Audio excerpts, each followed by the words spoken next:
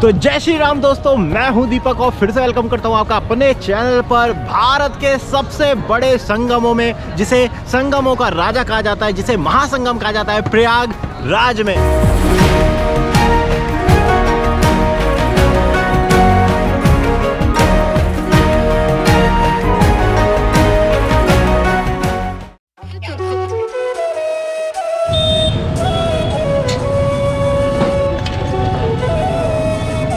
यहाँ पे ये गरम गरम ये पूड़ी यहाँ का बहुत मतलब यहाँ का जो लोकल है इसका बड़ा क्रेज़ है, पूड़ी और रायते सब्जी का।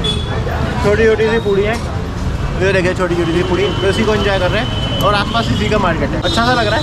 30 रुपये प्लेट है। तो जय श्री राम दोस्तों, अब मैं अयोध्या से पहुँच चुका हूँ सबसे बड़े संगम इलाहाबाद में, जिसे हम प्रयागराज के नाम से जानते हैं। और ये संगमों में सबसे बड़ा संगम है। तो इस वक्त मैं कुछ लोकल जो मार्केट है वहाँ से मैं गुजर रहा हूँ और अभी हम जा रहे हैं यहाँ के सबसे प्रमुख इम्पॉर्टेंट जो प्लेस है, जो है सबसे बड़ा संगम हमारा त्रिवेणी संगम की तरफ। तो अंदर से लोकल मार्केट, ये मीरगंज गलियों से मार्केट से होता हुआ मैं निकल रहा हूँ। कोई रिक्शा लेते हैं। वैसे तो अगर आपको यहाँ घूमना है तो सबसे बेस्ट यहाँ पे, अगर घूमने के लिए, एक्सप्लोर करने के लिए सबसे बेस्ट यहाँ पे ई रिक्शा ही है। और संगम की तरफ चलेंगे और फिर मैं आपको कराता हूँ संगम के दर्शन। तो वीडियो को अंत तक देखते रहो, चैनल को सब्सक्राइब जरूर करो।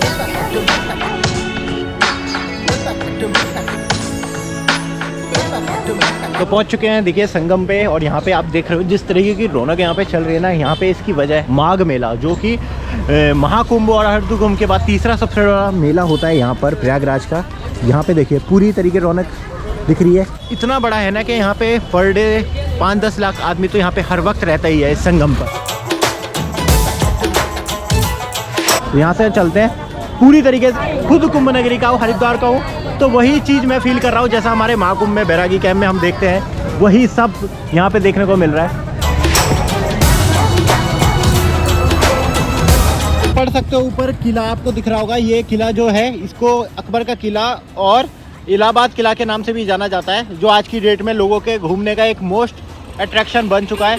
साथ में अक्षय वट मंदिर वो भी सामने किले में ही है, और संगम यहाँ से आधा किलोमीटर दूर है और संगम पे जाना है। इतने बड़े पैमाने पे मैं देख रहा हूँ भाई, टेंट वेंट लगे हैं। कितने बड़े पैमाने पे, कितना बड़ा ये एरिया है जिसे कवर किया गया है। मैं पहली बार आ रहा हूँ प्रयागराज। गंगा जी का जो मैदान है कितना बड़ा है ये, यहाँ पे हम किले के नीचे ही हैं। यूँ तो मैं अपने चैनल पे आपको लगातार उत्तराखंड के पवित्र संगम दिखाता रहता हूँ, पर ये संगम उनसे बहुत ज़्यादा बड़ा है, क्योंकि ये है माँ गंगा, यमुना और सरस्वती का त्रिवेणी संगम। यहाँ पर लगता है दुनिया का सबसे बड़ा धार्मिक मेला, कुंभ मेला। वैसे तो मैं कुंभ नगरी से ही हूँ, हरिद्वार से। यहाँ पे लगने वाले जो महाकुंभ है वहाँ पे करोड़ों लोग आ जाते हैं। करोड़ों लोग एक साथ आस्था की डुबकी लगाते हैं इस पवित्र संगम में। सिंगल डे में आप आराम से प्रयागराज को एक्सप्लोर कर सकते हो, क्योंकि सबसे प्रमुख स्थान तो ये आपको दिख ही रहा है पीछे, संगम। और उसके बाद जो दूसरा स्थान है वो आपको किला, इसके बारे में भी मैं आपको बताऊंगा, जिसे अकबर का किला और प्रयागराज किला, इलाहाबाद किला के नाम से जानते हैं। और उसके बाद आगे ही हमारा पड़ता है लेटे हुए हनुमान जी। तो इन तीनों के दर्शन एक साथ हो जाते हैं संगम तट पर ही। आपको नाव, बोट वगैरह मिलती हैं, क्योंकि जो संगम होता है ना वो बीच में होता है। ये बहुत बड़ा गंगा का मैदान है, बहुत ही बड़ा। इंडिया में सबसे ज़्यादा चौड़ाई अगर कहीं पकड़ लेती हैं गंगा जी तो यहीं पकड़ती हैं। इसके बाद सुंदरबन, जो कि बंगाल में होता है। तो पूरा बताता जाऊँगा भी आप यहाँ पे कैसे पहुँच सकते हैं। पहुँचना तो बहुत ईजी है।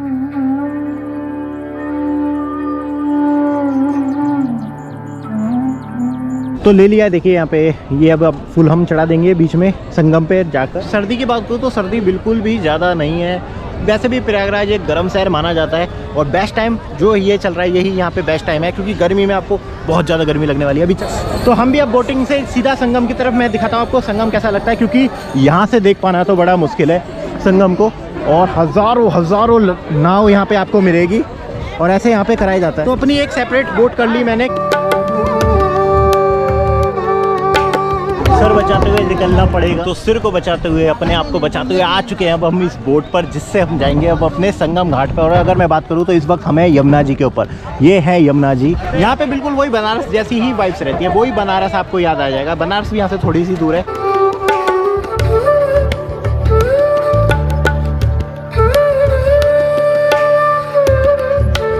ये हमें लाइफ जैकेट वगैरह पहना दी गई है। लाइफ जैकेट आपको पता है इंपॉर्टेंट है। अब मैं आपको दिखा रहा हूँ यमुना जी। इस वक्त हम यमुना जी के ऊपर ही है ना, ये यमुना जी है। यमुना जी को देख सकते हैं। यहाँ पे इनकी चौड़ाई देखिए, कितनी ज़्यादा चौड़ाई है। और अभी इसके बाद हम गंगा जी देखेंगे। ये आपका दिल्ली मथुरा होता है, गंगा जी आई पश्चिम से, गंगा मैया आई उत्तर से। अच्छा। आपका हरिद्वार ऋषिकेश होकर गंगा आई है। हाँ। जो तीसरी नदी है वो गुप्त है, सरस्वती। और गहराई कितनी होगी यहाँ पे? गहराई यहाँ 60-70 फीट। और संगम में भी इतना हो जाता है? संगम में कम है। बारिश के सामने कितना चढ़ जाता ये होगा? बारिश में पूरा मैदान देख रहे हो वो डूब जाती है। पूरा मैदान? जी, पूरा मैदान डूब जाती है। ये हनुमान जी जो लेटे हुए रहता है, हाँ, वो भी डूब जाता है। लेटे हुए हनुमान जी तक पानी चला जाता है? हाँ। इस बार आया होगा पानी जैसे? इस बार आया लेकिन चौकट पे होकर चले आया, नहा नहीं पाए हैं। इस बार जैसे हरिद्वार में बहुत पानी आया था ना, ऋषिकेश हरिद्वार में, तो बड़ी शांति का अनुभव होता है। आपको पता है जो कि अपना ये प्रयागराज है, बोला जाता है कि ब्रह्मा जी प्रथम बार यहीं पर आए थे धरती पर, तब यहाँ पे उन्होंने सृष्टि की रचना करी थी। तो बहुत प्राचीन नगर है और हिंदुओं की आस्था का सबसे बड़ा केंद्र इसको माना जाता है। इसलिए दुनिया का सबसे बड़ा धार्मिक मेला इसी प्रयागराज संगम पे लगता है, जहाँ पे मैं आपको ले जाना चाहता हूँ। आप अगर सोचो यहाँ पे बहुत कुछ ऐसी एक्टिविटी करने को है तो वो नहीं, पर एक शांति का अनुभव होता है जिसकी तलाश में हम लोग यहाँ पर आते हैं।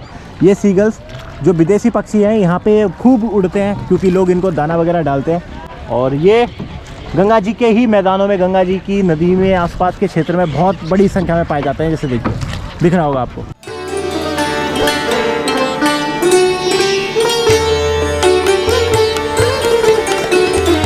और यहाँ पर ये सीगल्स इतने करीब उड़ते हैं कि आप इनकी आँख तक देख सकते हैं, इनकी आँख की पुतलियाँ तक नज़र आ रही हैं। और यहाँ पे बीच नदी में इन्होंने बना रखा है, मतलब बीच स्थान पे। यहाँ पे मैं पहले आपको संगम दिखा देता हूँ। यहाँ पर ये बना है संगम तट, पवित्र संगम जो देख रहे हो आप, गंगा यमुना सरस्वती का त्रिवेणी संगम ये दिख रहा है।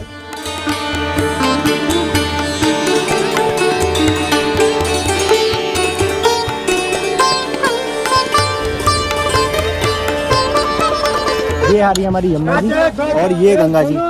इस मौसम में दोनों का कलर एक सा ही है। तो ये हमारी गंगा जी और यहाँ पे इन्होंने एक प्लेटफॉर्म बना रखा है जहाँ पे स्नान हो सकता है। त्रिवेणी संगम के नाम से इसको हम जानते हैं। इसमें गंगा, यमुना और सरस्वती यहाँ पे गुप्त तरीके से।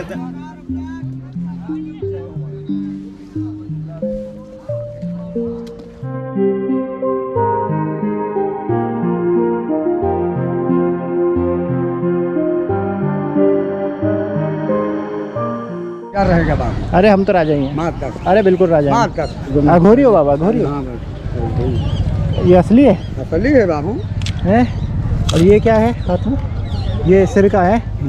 ओ भाई आँखों पड़िया लिए गए बाबा। ठीक है, खुश हो, आशीर्वाद दे दो।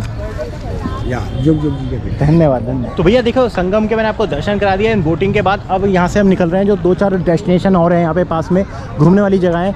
एक तो ये महल है, तो पहले महल दिखा देता हूँ। और ये छोटा सा एक मार्केट बना हुआ है साथ में। यहाँ पे देखिए ऊँट वूट वगैरह सब है। तो जैसा एक मेला होता है वही मेला, वही आपको फील कराएगा। एक बड़ा सा मेला यहाँ पे चल रहा है, उसी तरीके की वाइब्स आ रही है। आप सिंगल दिन में बहुत आराम से इस जगह को घूम सकते हो। मैं ये चीज़ समझ गया हूँ। पहले अब वहाँ को चलते हैं हम, यहाँ से आगे की तरफ। ये देखिए ये जा रहा है किले की तरफ, तो अभी किले के अंदर चलते हैं। टेंट वेंट तंबू वगैरह, जितने भी साधु संत अखाड़े लोग हैं सबके टेंट वगैरह लग गए। इस किले की सबसे अच्छी बात पता है क्या थी उस टाइम? ये किला एक ऐसी जगह पे लोकेटेड है ना कि यहाँ पे नदियाँ, दोनों नदियाँ, गंगा जी और यमुना जी का दोनों के छोर पे ये है। तो ये क्या है, शत्रुओं पे एक एडवांटेज रखता था। यहाँ की सेना को एक एडवांटेज यहाँ पे होती थी। जय श्री राम। अब सरकार ने अपने अंडर में ले लिया है और इसको एक टूरिस्ट प्लेस के तौर पे बसा दिया है। और बातें करते करते पहुंच गए अब हम अक्षय वट माधव मंदिर जिसको बोलते हैं, जो कि किले के अंदर ही है। सामने ही आपको दिख रहा है, वहाँ पे बिल्कुल संगम पे ही है किले के अंदर।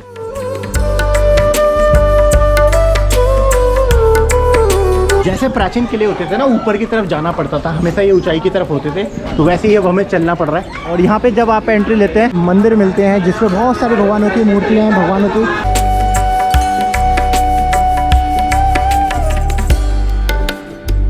मुख्य मंदिर है जो अब अंदर जाएंगे, जूते वगैरह उतार दिए। यहाँ पे पीछे लिखा है श्री अक्षय वट मंदिर पातालपुरी, और जो किले के अंदर है तो वो भी मैं आपको दिखाता हूँ। यहाँ पे भी आप जरूर आइए। ये पहले अक्षयवट मंदिर है। अच्छा। जब अकबर द्वारा इसको बंद करा दिया गया ऊपर से, तब से ये पातालपुरी हो गया। अच्छा, इसके ऊपर अकबर ने बंद करा दिया था? हाँ, ये पहले पूरा खुला हुआ था। हाँ। 644 में जब चीनी यात्री हेन सांग अपनी यात्रा करने निकले थे, तब ये वहाँ यहाँ पे आए थे। अच्छा। बाहर से जब आए तो ये ऊंचे टीले पे था मंदिर। ओहो। आप बाहर से आए होंगे तो ऊंचा चढ़ के आए हाँ होंगे। हाँ ऊँचाई है। हाँ, तो पूरा ये खुला हुआ था। ओके। जब इसको अकबर द्वारा बंद करवा दिया गया तब से इसका नाम पातालपुरी हो गया। पातालपुरी। तो रोहित गोस्वामी जी जो यहाँ के पुजारी जी हैं, पंडित जी, उन्होंने एक ऐसी ऐसी बातें बताई जो मुझे नहीं पता थी। चीनी जो नागरिक जिसके बारे में आपने सुना होगा, वो नागरिक भी यहाँ पे होके गया है और ये खुला मंदिर था जिसे अकबर ने ढक दिया था, जिसके बाद इसका नाम पातालपुरी पड़ गया है। तो अभी नीचे की तरफ जाना है ना। कौन है पंडित जी?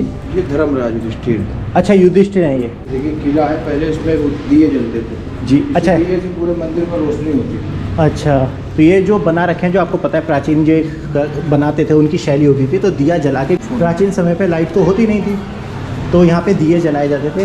छोटे छोटे से बहुत सारे भगवानों के यहाँ पे वेद व्यास जिन्होंने महाभारत लिखी है। और ये दुर्वासा ऋषि, ये है प्रयागराज है। इनके नाम से यहाँ का नाम प्रयाग पड़ा। प्रयागराज ये ऋषि हैं। अच्छा ऋषि हैं ये। इनके नाम से यहाँ का नाम रखा गया है प्रयागराज। ब्रह्मा जी ने पहला यज्ञ प्रयागराज में किया था। प्रयागराज में यहाँ क्या था? यही एक शैवट का वृक्ष है। इसके मूल जल की पूजा होती है क्योंकि मूल जल में भगवान राम ने अपने पिताजी का पिंडदान किया था। 3 मूर्ति है, ब्रह्मा विष्णु महेश। ये ब्रह्मा जी के 4 पुत्र हैं। सनत सनंदन सनत कुमार शनकादिक, ब्रह्मा जी के 4 पुत्र हैं। अच्छा। ये विष्णु भगवान का चरण है। ये देखिए, ये मूल जड़ है। ये चढ़े हैं। वृक्ष है, इसकी आयु मतलब कितनी होगी, कितना पुराना? 4 युग से है। 4 युग से। कई बार इसको नाश किया गया, कई बार क्षति पहुंचाई गई। हाँ। औरंगजेब के समय में भी इसको कटवाया गया था, जलवाया गया था। अच्छा, यहाँ पे कुआं था। ये पूरा खुला हुआ कुआं का भाग है। पहले अक्षयवट के वृक्ष से लोग मोक्ष प्राप्ति के लिए इस कुएं में कूदते थे कि मोक्ष मिल जाए उनको।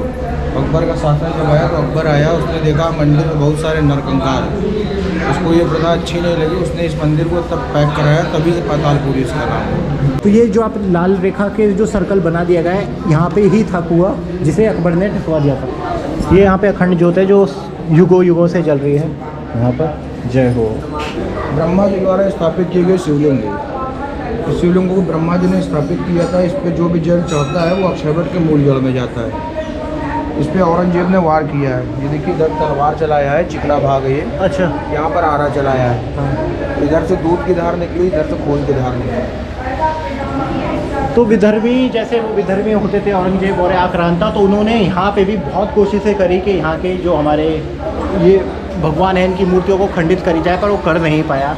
यहाँ पर ये माता पार्वती हैं, उनकी गोदी में गणेश भगवान। संकट मोचन हनुमान। जय हो बजरंगबली।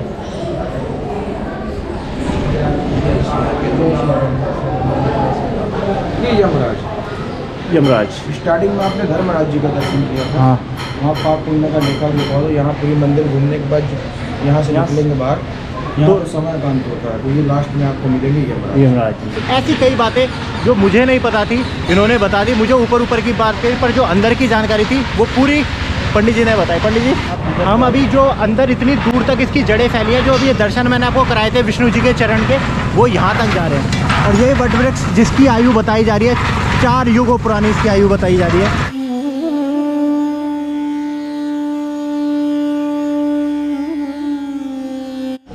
ऋषि मार्कंडेय। अच्छा, मार्कंडेय ऋषि।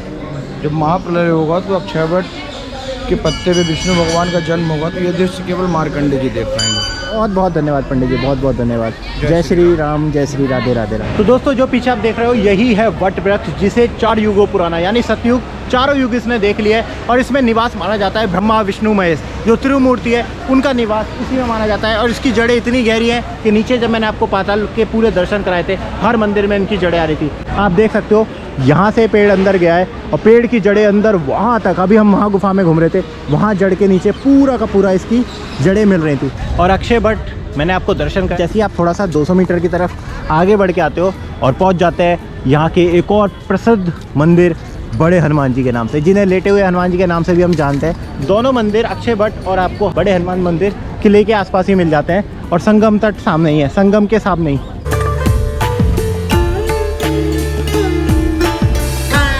और यहाँ पे देखिए लाइन पे लगते हुए अब हमें अंदर जाना है, अंदर ही की तरफ है।